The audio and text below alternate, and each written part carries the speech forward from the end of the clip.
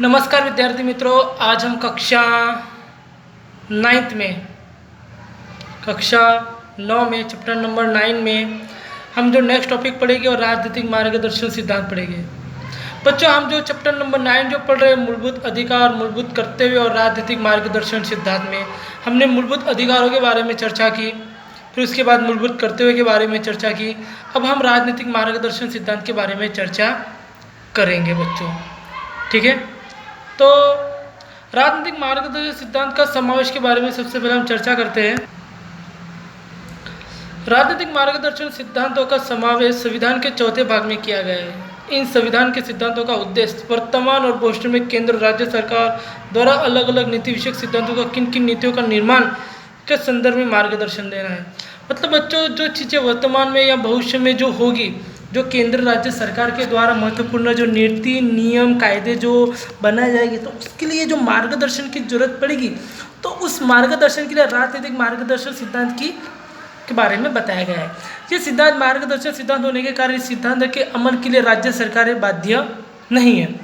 मतलब जरूरी नहीं है कि राज्य सरकार इसके लिए जुड़े रहे राजनीतिक मार्गदर्शन सिद्धांत के लिए, परंतु नीतियों के निर्माण में इन सिद्धांतों को केंद्र में रखकर नीतियों का निर्माण करना और अमल करवाना राज्य का नैतिक कर्तव्य भी है बच्चों। अब हम आगे पढ़ेंगे कि इन सिद्धांतों का सबसे महत्वपूर्ण जो उद्देश्य है, एक ऐसी समाज रचना जिसमें सभी नागरिकों को राजनीतिक, सामाजिक तथा आर्थिक न्याय प्राप्त हो सके।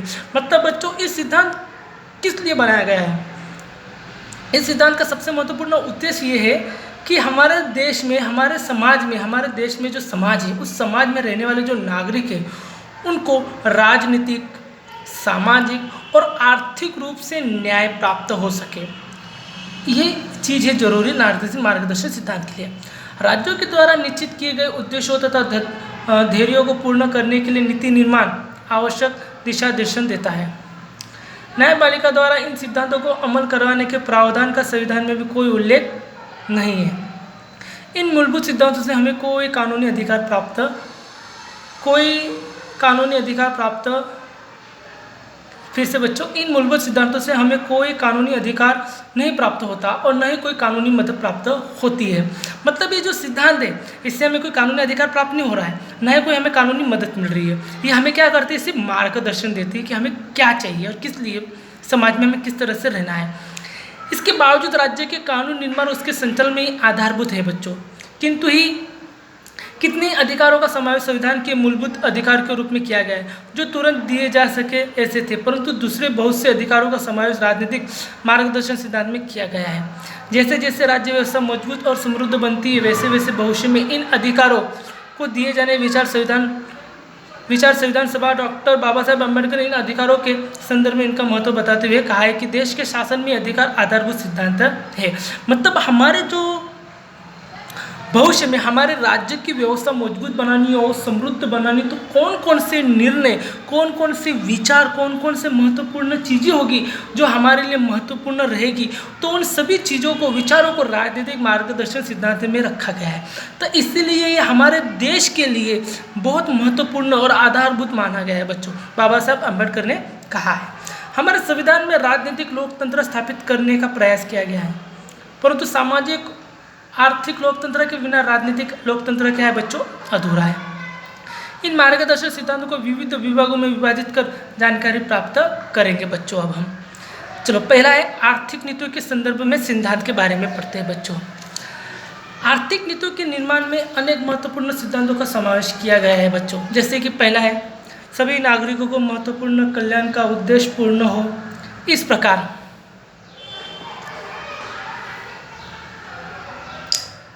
आर्थिक नीतियों के संदर्भ में सिद्धांत के बारे में हम चर्चा करेंगे बच्चों। आर्थिक नीतियों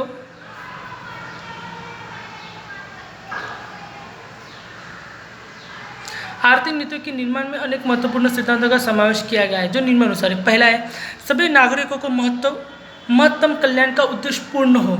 इस प्रकार समाज में भौतिक संसाधनों की मालिकी का नियंत्रण का विभाजन करना। मतलब देश में रहने वाले सभी नागरिकों को जो महत्वपूर्ण जो उद्देश्य होना चाहिए, उनके कल्याण के लिए वो पूर्ण होना चाहिए, और इसके लिए समाज में जो भौतिक संसाधन है उसका भी क्या होना चाहिए? मालिकी का नियंत्रण विभाजन होना चाहिए, जो बहुत जरूरी है। दूसरा है, संपत्ति तथा उत्पादन के साधनों को किसी एक समूह या वर्ग में केंद्रीकरण न हो। राज्यों द्वारा एक ऐसी अर्थव्यवस्था का निर्माण करना।